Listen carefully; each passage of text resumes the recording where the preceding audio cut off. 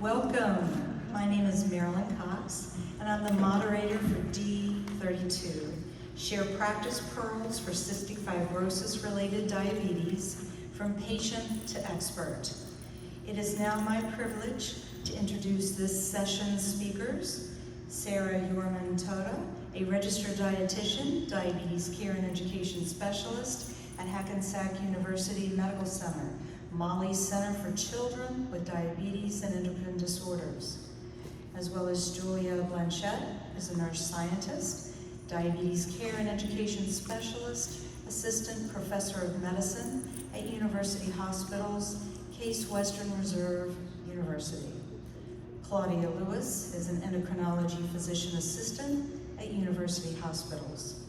For additional information about your speakers, please visit ADCES 23 mobile app by clicking on this session and selecting the speaker. Thank you for attending this session, and now let's get it started. Thank you so much. Thank you so much for the wonderful introduction. We're really happy to talk to you about cystic fibrosis-related diabetes. I am Sarah Yourman, and I have my co-presenters Claudia Lewis and Julia Blanchette.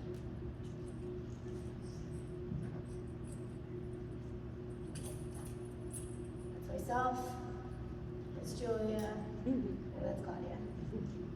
These are our disclosures. Our objectives are to increase awareness of lived experiences with cystic fibrosis-related diabetes, describe the psychosocial and physiological impacts of cystic fibrosis-related diabetes, discuss how to support individuals living with cystic fibrosis-related diabetes through person-centered diabetes care.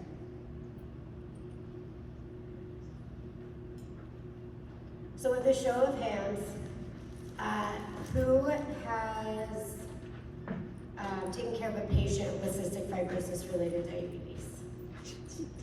Excellent. And so, for those of you who didn't raise your hands, do you know what cystic fibrosis-related diabetes is? Excellent. So, as my co-presenters are coming around to distribute straws, I'm going to take you on a little journey. In 1989, the CF gene was identified. I was born in 1990 and diagnosed with cystic fibrosis in 1991. In 1998, I was diagnosed with diabetes, and being 8 years old, I was a lucky one and received full pediatric intensive type 1 new onset education.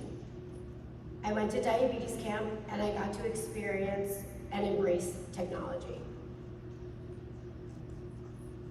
Fast forward to 2018, when I was 28 years old, I was the sickest I ever was in my life, waiting on a miracle drug. I was supposed to bring that miracle drug up on here so you can all see it, but it's in my backpack over there. I got engaged in 2019, and a month later, that miracle drug was approved by the FDA. I always say, you know, when people ask you, do you remember where you were when JFK was shot, or where you were when 9/11 happened? Well, when I received the text from my doctor that miracle drug was approved, I was shopping in Express to help my brother buy clothes for his new job. My life completely turned 180, and for those reasons, I am able to share my story with you, and I'm currently going to bring you into my story. So with those straws that my lovely co-presenters passed out, which please make sure to throw all your trash in the garbage when you're done. Garbage cans everywhere. So we ask you to participate in this experience for yourself, just for a short time, how difficult life can be with the very active breathing when it becomes a daily struggle. When people experience the sensation for themselves, they are likely to unforget it. They are unlikely to forget it and hope that you will feel some empathy for your patients. So what you're gonna do is you're gonna hold your nose and breathe through the straw for 60 seconds. At first, it seems okay, just keep breathing. After a few seconds, your lungs may start to strain, breathing gets tough, maybe you start to sweat a little, even though it's really cold in here. And then as additional challenge, don't do it in here, you can run it first in place for 30 seconds. That's a little bit of what CF is like.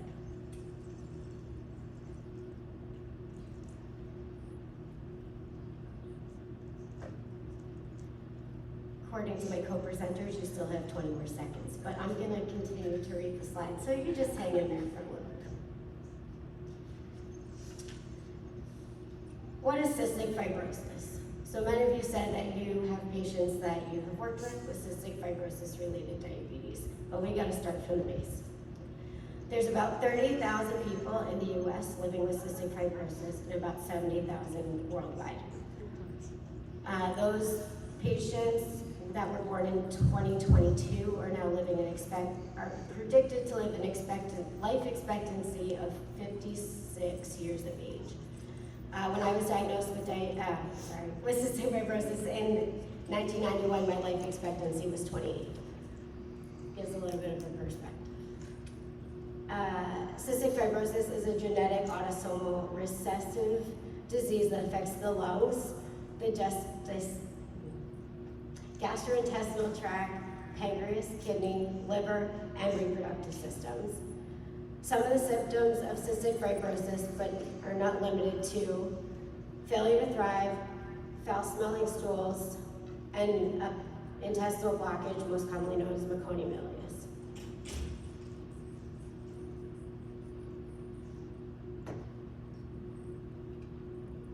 The pathophysiology of cystic fibrosis is you need one copy of the gene from both parents to carry down. If only one copy is brought down, the child does not have cystic fibrosis, but they are at risk for carrying to pass it to their generation or their child. The defective mutation is called the cystic fibrosis transmembrane regulator gene, also known as CFTR, which we'll be referring to in our future slides. This is the protein that causes the regulation of movement of salt throughout the skin cells, and when it becomes too thick and sticky, and that's why sometimes with CF patients in the summer you see actually visible salt on the skin.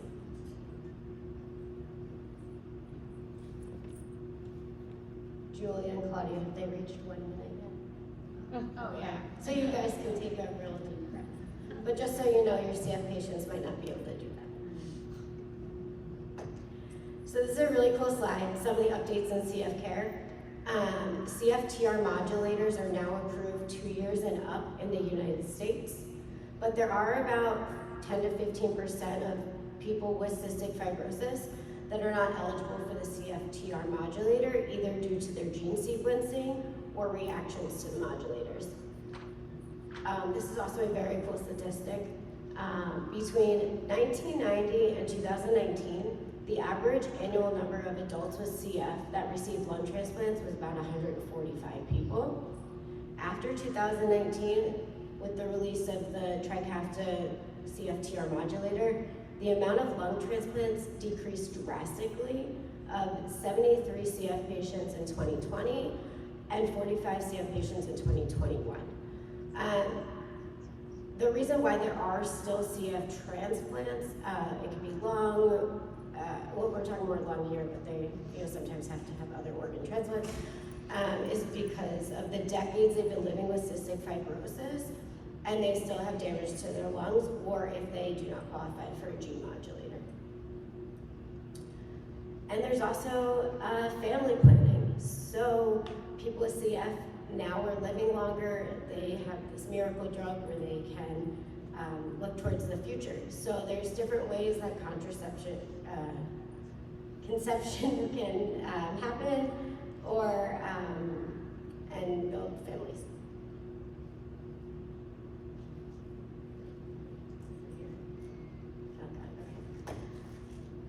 CFRD and pregnancy.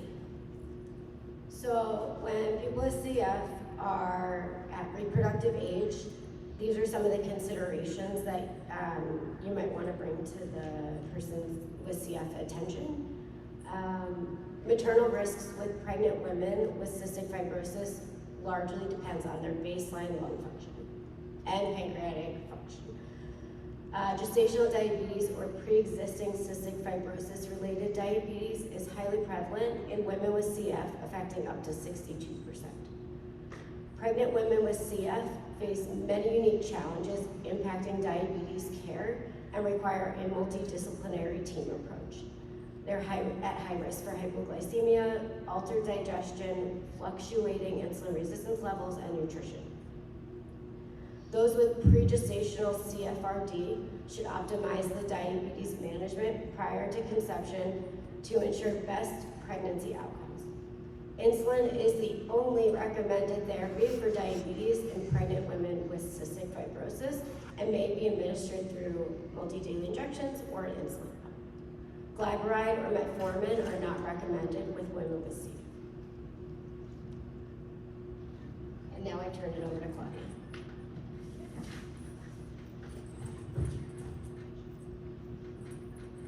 Okay, so now we'll talk a little. Okay, that's good. So we'll talk a little bit about cystic fibrosis related diabetes. So CFRD is the most common complication of CF. About 35% of people with CF will get CFRD, and it's mostly diagnosed in later adolescence or early adulthood. And what happens is there's really thick mucus that causes scarring of the pancreas, and this affects both endocrine and exocrine function. So this is different from type 1. So, type 1 is the beta cells are attacked, you're not making any insulin, but here all the ducts of your pancreas are getting clogged with mucus. So not only are your beta cells not able to produce enough insulin, but your alpha cells that produce glucagon aren't working very well, so they have lots of hypoglycemia. And then the exocrine cells that produce all your digestive enzymes don't work well either, so these people have to take pancreatic enzyme replacements. And so we talk about how they can't produce any glucagon, and then there's actually some changes in chloride conductance that have shown to alter beta cell function. So the CFTR gene blocks those chloride channels, and we think that beta cells might have chloride channels. There's studies about that. So that's something else that can affect beta cell function. So on the left here, you can see the table that helps us diagnose CFRD. The gold standard test is a 2-hour oral glucose tolerance test that should be done every year starting at age 10. And actually, A1C is not recommended to be used alone as a diagnostic tool because people with hypoxia, people with CF, don't have a lot of oxygen function, and because of that, their red blood cell turnover rate is really fast. So because of that, their A1C is really falsely low. Your screening should be done during a stable baseline or greater than 6 weeks after an acute exacerbation. Some other tests like fructosamine, urine glucose, and random glucose levels should not be used as a sole diagnostic criteria because of low sensitivity. So actually a lot of people with CFRD don't have fasting hyperglycemia, so that's also not a great test for us to use as fasting glucose. And DKA is rare in CFRD just because they don't have total beta cell destruction. They're still making insulin, it's just not getting out of the pancreas very well. And this is just a few different situations with CFRD. So if they're on continuous drip feedings, whether they're healthy, they're trying to get pregnant, or if they have acute illness or steroids, these are just some tidbits of how you can diagnose them. So this is our first case study. So this is a patient with CFRD. I actually saw him in the hospital. He was there for an exacerbation of his respiratory illness. And he was on less than 10 units of Levemir a day, and then more than 10 units of Humalog with every meal. So pretty imbalanced. Part of that is because people with CF have to have a really high calorie intake with each meal because of their malabsorption. So it makes sense he needed a lot more bolus, but he wasn't getting enough insulin. He hadn't been to the endo in quite a few years. So what we did was, after we saw him in the hospital, we saw him in clinic, like 2 weeks after, helped him with his CGM, switched him to Tresiba, tightened his carb ratios, and then we put him on a closed loop pump. And you can see here his average blood sugar, his time in range went from 18% to 68%, which is pretty awesome. And he also, Unfortunately with CFRD, AID systems aren't technically approved, but you can put in a diagnosis code of CF of like other pancreatic dysfunction related diabetes, and that will cover the diagnosis code to get a pump. So. And also to add, he actually had a 10-pound weight gain after he started the system, which is really great because it's hard for people with CF to gain weight, so he's really happy about that. So let's talk a little bit about post-solid organ transplant related diabetes and CF. So about 17% of adults with CF do receive lung transplants, and of the different solid organ transplants done in patients with CF, about 92% is lung transplants. And diabetes presents in 35 to 50% of adults with CF after their lung transplants, and this is because a lot of times they're put on steroids and immunosuppressants for life that cause hyperglycemia. So patients should be screened for CFRD prior to transplant by the gold standard oral glucose tolerance test. Ideally, they get it done every year, so they have it done. But if they weren't screened prior, six months prior to transplant surgery, they should get it done again. And what's really important here, especially for CDCES, is all the support that they need. So imagine going to the hospital, getting an organ transplant, and coming out with diabetes. It's a ton of things, a new organ, a new big diagnosis, and a lot of education. So ideally, we would meet with them before surgery, or if we know they're going into transplant surgery before, during the hospitalization, and shortly after. We see a lot of patients actually who get pancreatectomies, and we kind of use that as well. And it's a really nice, streamlined process. But it's really important in the hospital setting that patients get education every day. So they're sitting there all day long. It's a great opportunity for education. This is our second case study. So this is a patient who had CF. In 2012, he got a lung transplant, and then in 2022, he got a liver and kidney transplant. So before his lung transplant, he had pre-diabetes, and then when he was in the hospital and they put him on prednisone and tacrolimus, they started giving him insulin, and they were like, okay, he was like, okay, well, do I have diabetes? And the hospital people were, yeah, you do. And he was like, well, I didn't know that, so am I gonna get insulin forever? And they're like, yeah, you need insulin. He's like, okay, well, I need to learn about this. And he never saw a CDCES. He got scheduled with one weeks after the appointment. He never went to one. He switched endos 3 times. And it's a huge barrier for these people. So he's still, unfortunately, we got him to use CGMs. He's on basal bolus, but no other pump system. So it's hard for people who don't feel empowered from the beginning to really, buy into these technologies. So I think it's really important to note, especially people with CF, they often note that they would rather do their CF treatment than their diabetes treatment sometimes because it's a lot more consistent. Like they know what meds they have to take, where diabetes is a lot more variable. So for the management of CFRD, a presentation in pediatrics versus adults. So most of it's pretty typical diabetes, polyuria, polydipsia. Specific to CF, failure to gain weight or maintain weight is an issue.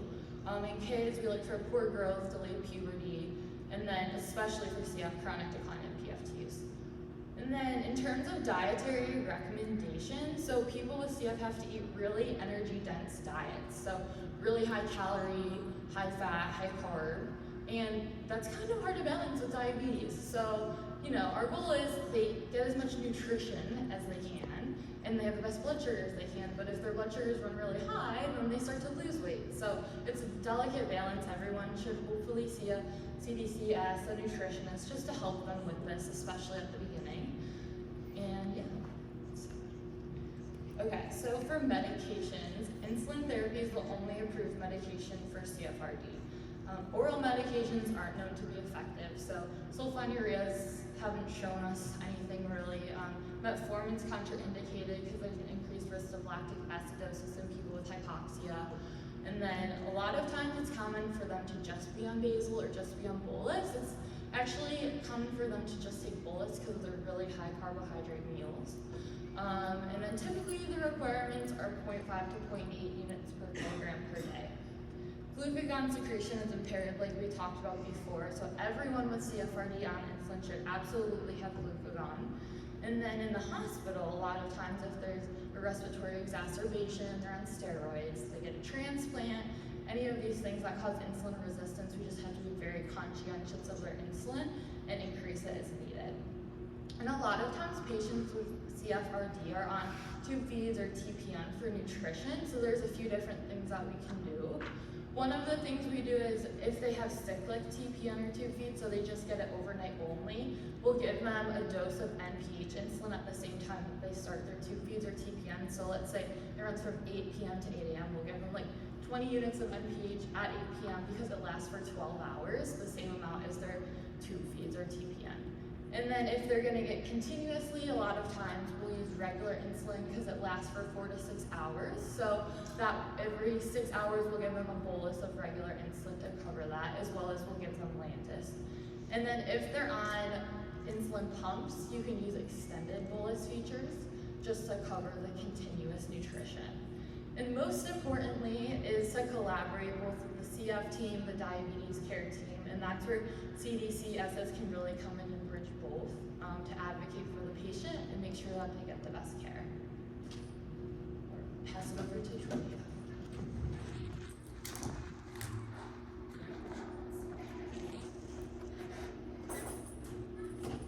Can you guys hear me okay? Awesome. I need to adjust the microphone here. She's a little taller than me. So, I'm a CDCES, and I see some of these people living with CFRD, after unfortunately they would have really benefited from education and support earlier on. And the biggest takeaway is CFRD is a disruptor. So people living with CF have their routine figured out. They have their morning routine where they put on their breathing treatment vests and they do all of their treatments, take all of their medications, and then all of a sudden diabetes is thrown into the mix. And diabetes is not scheduled, it's more unpredictable. And so, one of the emotional challenges that people with CF experience when they're diagnosed with CFRD is all of a sudden there's a big disruption. Oops, I had this upside down.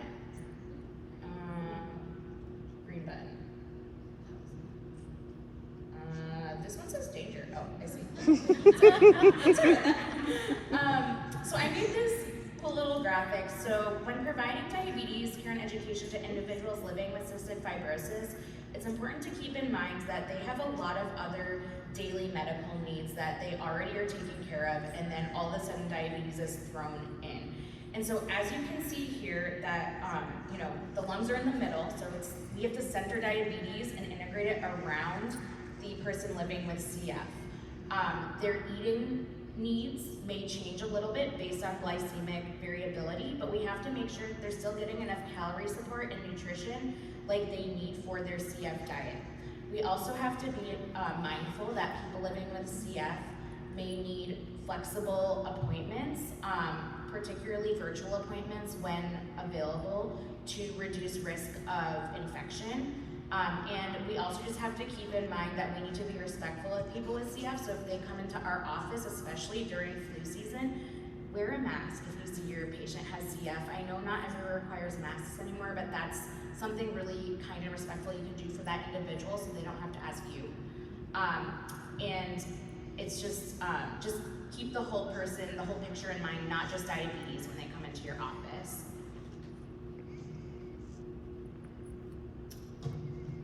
And so as Claudia mentioned before a little bit, many people with CFRD don't get diabetes education before they develop CFRD. And part of that is because a lot of people with CFRD are not aware of the risks of developing CFRD, especially before transplants, which is really sad because we know the risks, we see it clinically. And unfortunately, you can't see somebody who doesn't have diabetes for DSME, but instead we can empower other healthcare providers to share some of the educational information and better prepare these individuals mentally for the potential to develop diabetes, especially with post-transplant steroid use.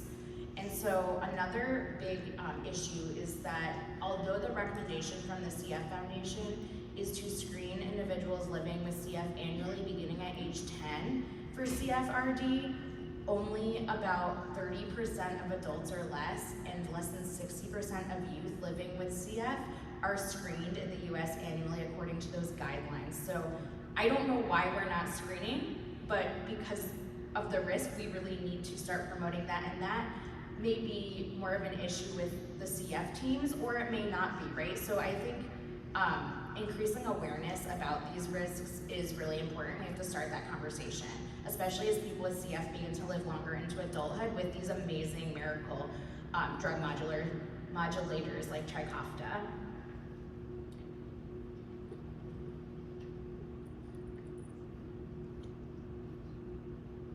So, sorry, I thought this was a different slide, so I got a little confused there. But many people living with CFRD are diagnosed with CF as children. And so their whole medical care model that they receive is this family-centered, very collaborative, interdisciplinary approach. And then they get to the adult side, and diabetes may be thrown into the mix during a hospitalization, and all of a sudden, you have to take insulin, right? Like Claudia's patient all of a sudden had to take insulin, had to take it forever, and nobody talked to him. Nobody invited his care partners, like his mother maybe, if that's the patient I'm thinking of, to join in on the education until someone like Claudia, who's diabetes specialized, saw them. So I think keeping in mind that this really is a disruptor, and utilizing the support partners in that family-centered model could be really helpful and supportive for these individuals. Also, when one's diagnosed with CF, they're able to do their daily self-management tasks in private. So Sarah does her breathing treatment every morning in the privacy of her own home, and she has that schedule figured out. When you're diagnosed with diabetes on top of that, a lot of times it's visible. And so it can be an additional emotional burden on top of living with CF that's new. So these people with CF then have to adjust to this new visible condition.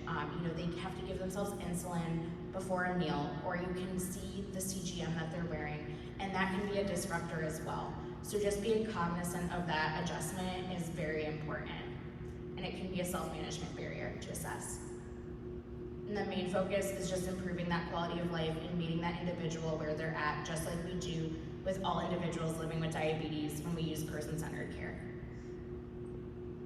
So I made this little chart using the ADCES 7 and then highlighting all of the cystic fibrosis related diabetes key considerations for each of the ADCES 7 areas. And so we already reviewed quite a few of these, but the ones that I wanted to highlight that we haven't talked about yet are being active and reducing risks. So for being active, it's the same activity recommendations as the general diabetes population, but one important thing to note with people living with CFRD is that they have a higher risk of exercise-induced hypoglycemia. So giving carbohydrates beforehand is the recommended method to help individuals with CFRD prevent workout-related hypoglycemia. Additionally, with reducing risks, some of the annual screenings that we screen individuals with diabetes for will be the same, but with CFRD, it's important to definitely screen lipids, post-transplant in particular, and then to keep in mind that microvascular complications may not present until 5 years on average after diagnosis with CFRD. Blood pressures at each appointment are very important to assess, specifically post-transplant. And then gastroparesis and any kidney dysfunction may already be present unrelated to diabetes in these individuals. So that's important to keep in mind as well. So now we're gonna move on to technology. So Claudia talked about this a little bit already. She's awesome, and a lot of her patients living with CFRD come right out of the hospital on CGM technology and even insulin pumps sometimes. But in the general CFRD population, about 80% use CGM, which is great. That's pretty high uptake. CGM is clinically validated in CFRD, has been since the late 2000s, but the time and range goals are up for debate. So the parameters that are correlated with more optimal CF outcomes are actually using 70 as the low threshold and then 140 as the high threshold, but there's still no consensus on this, so others may use the 70 to 180 range for time and range to assess outcomes, so it really just depends where that individual's at, their risk for infection, and kind of like if their CF is progressing. You can kind of decide if 70 to 140 or 70 to 180 is more appropriate. But overall, CGM has improves quality of life in individuals living with CF. That's the main qualitative finding in this population. One consideration though is CGM, although it improves quality of life overall because it reduces some of the diabetes burden and having to check glucose every day, or integrating that into routine when you have the continuous feed of data, is seeing the devices, having to wear them visibly, again, can induce some diabetes distress and some emotional distress in individuals living with CFRD. Also, those that may have had an abnormal oral glucose tolerance test, but they may not have consistent abnormal values, can also use CGM as like a pre-CFRD tool to better understand the glycemic excursions and to understand when insulin may need to be introduced. And lastly, people with CFRD have a higher discontinuation rate of CGM than in the general population, and that is often due to financial issues, and adhesive reactions are also reported to be common. I want to touch really quickly on the financial considerations. So for CF, if individuals are not insulin dependent or not taking insulin, it may be hard to get CGM covered because many of these individuals are on Medicaid or Medicare. So that's just one consideration to keep in mind. Professional CGM or a CGM sample here and there may still benefit that individual if they can't get continued coverage if they aren't on insulin yet, and you want to look and see how variable their glycemia is, especially postprandially. Okay, and then with insulin pumps for CF, although a large percentage of people with CFRD wear CGMs, only about 20% wear insulin pumps.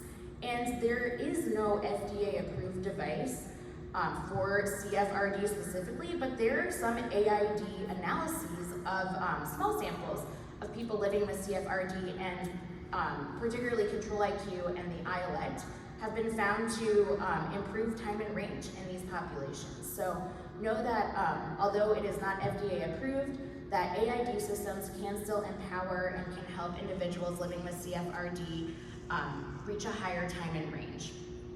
And part of the low uptake, again, is likely due to infusion site reactions that may be common with these individuals that are often in the hospital and have a lot of adhesive irritation. But I also found in the literature that the visibility of insulin pumps really is a deterrent for these individuals. They may try it, and if they're having some barriers, like an adhesive reaction, or their time and range isn't quite optimized, they may get more frustrated. And so it's really important to meet that person where they are to support continued use, because insulin pumps can still help this population. So for psychosocial considerations, that's really all I've been talking about, but here it is again. The main finding in the literature when one is diagnosed with CFRD from the psychosocial standpoint is they feel a loss of privacy, they feel isolated. And that was really interesting to me when I read that, because I know Sarah is one of my friends living with CF. She has a huge CF community. There's so many people living with CF that communicate these days, especially in the age of social media. But when one's diagnosed with CFRD, they don't really commonly share the experience in the same way. And so many feel very isolated. And so that's something to keep in mind. These people may need additional support. And treatment burden also increases, as we've already discussed. And importantly, CFRD twofold increases the risk of depression in people living with CF.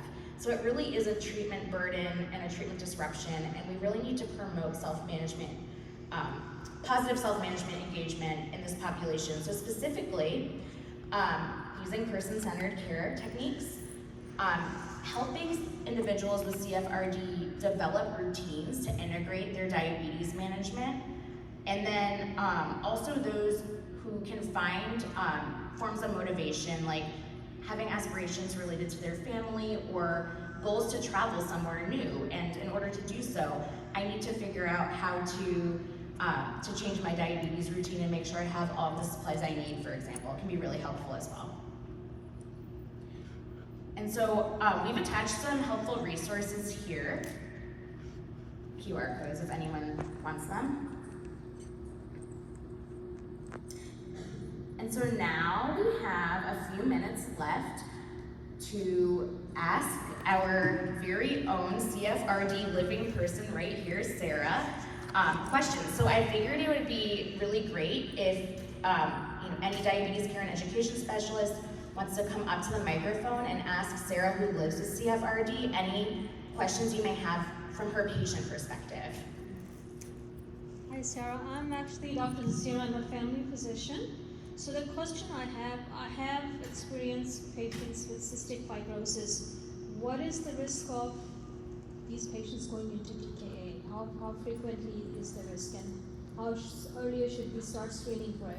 My second question is about the lab terminology. It may or may not be related to you, but since you are experienced in that, is it recommended to use C-peptide and say antibodies or something else to test for these patients, or what's your perspective on that? I'm actually going to turn that over to my more sciencey co-presenters over here. Yeah, no problem. So you technically should start screening for CFRD at age 10 every year. Pre-puberty. Yeah, and do an oral glucose tolerance test. Usually those people will not have a complete, like they won't have no C-peptide. They might have a little bit lower, maybe like 0.7, around that, but they will have some because there's not complete destruction of their beta cells. It's just some type of blockage of their beta cells from all the mucus. Right. Do you recommend testing for antibodies as well? Sometimes we do test for like in LADA and other type 1, we test for antibodies, insulin antibodies, zinc transporter antibodies, like that. So. Yeah, I mean, that's a great question. I would say you can, there's no harm, but it probably wouldn't come back positive because it's not an autoimmune type of diabetes. So I'm going to add a little bit to that because Sarah just went through something like this, if you don't mind me sharing. So I think when the case seems abnormal, that would be a really good indication to screen for autoantibodies. So Sarah, for example, presented with diabetes when she was a young child, but her lung function was really high.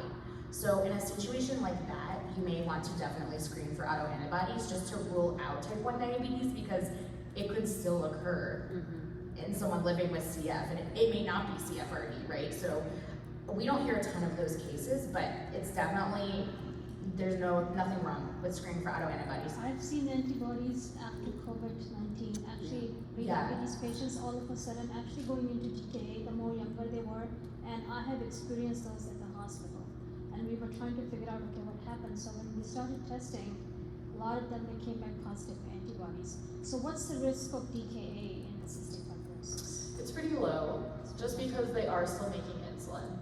But we know that COVID changed a lot of things, and even people who weren't DKA prone before COVID They were. were presenting DKA. Yeah, so. I had like visually experienced those. I deal with a lot of diabetic patients, so 50% is, but I've seen younger patients, pre-diabetics, they started having clots, they started getting sick, and they end up in a hospital. So it was like a very different world. Thank you.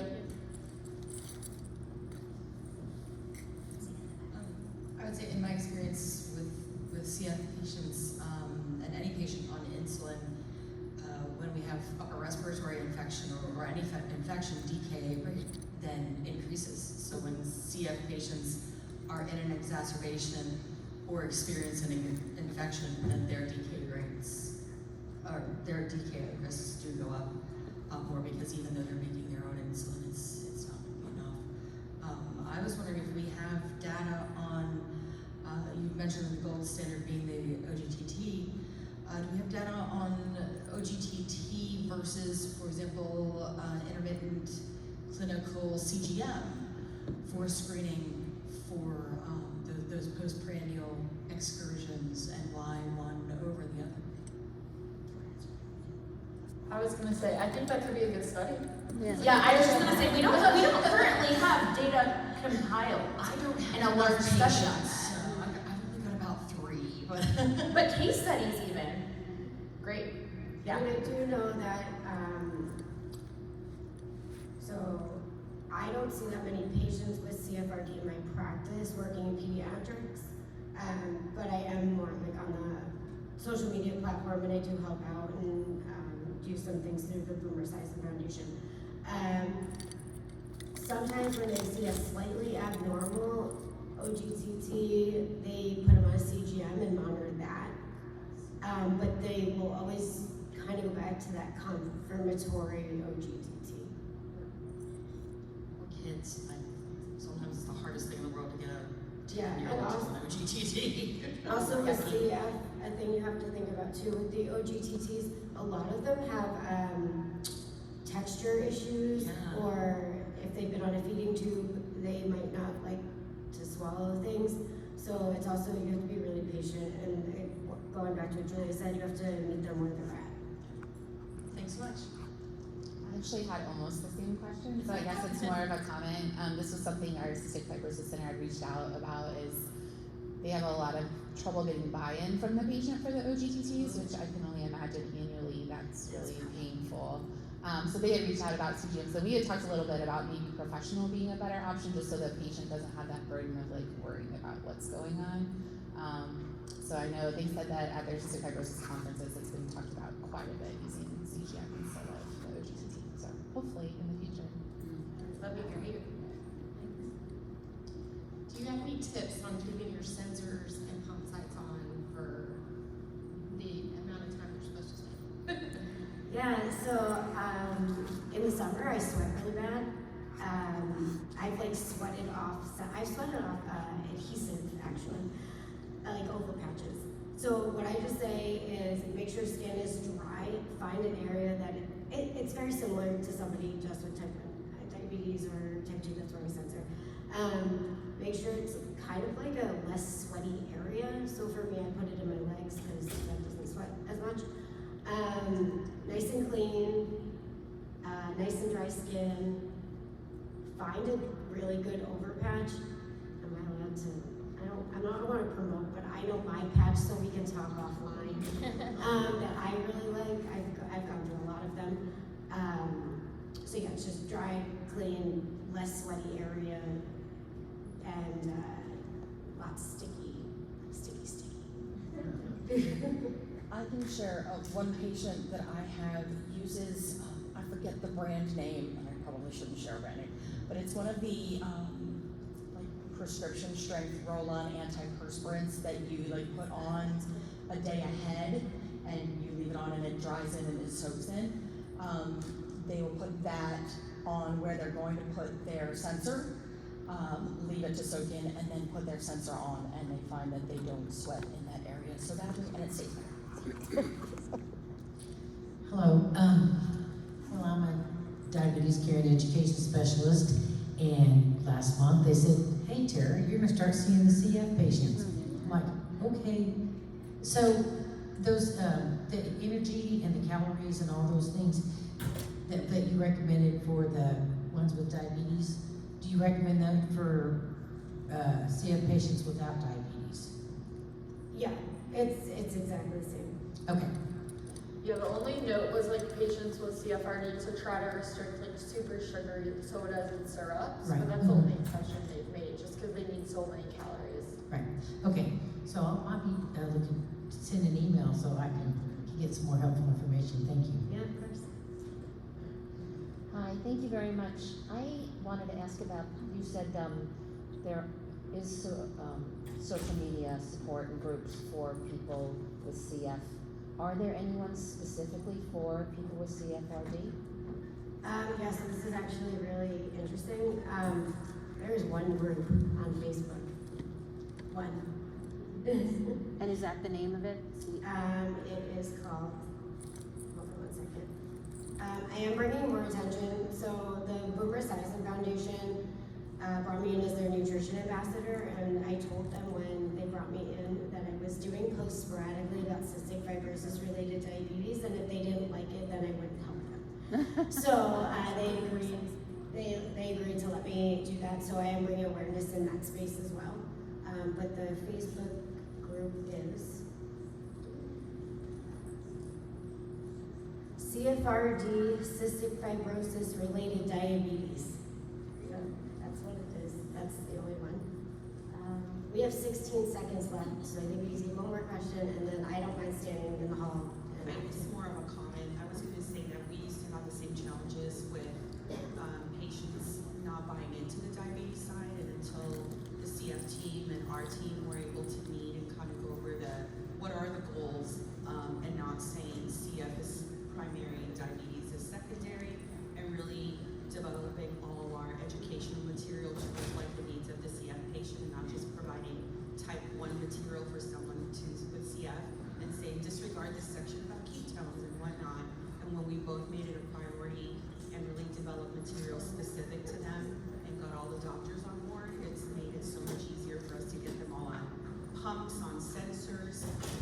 We go see them, one of our endocrinologists up in their clinic versus having them come to ours to minimize all those exposures and really like streamlining everything with our team in theirs, and it's been so much better for us. Thank you so much. That is really helpful.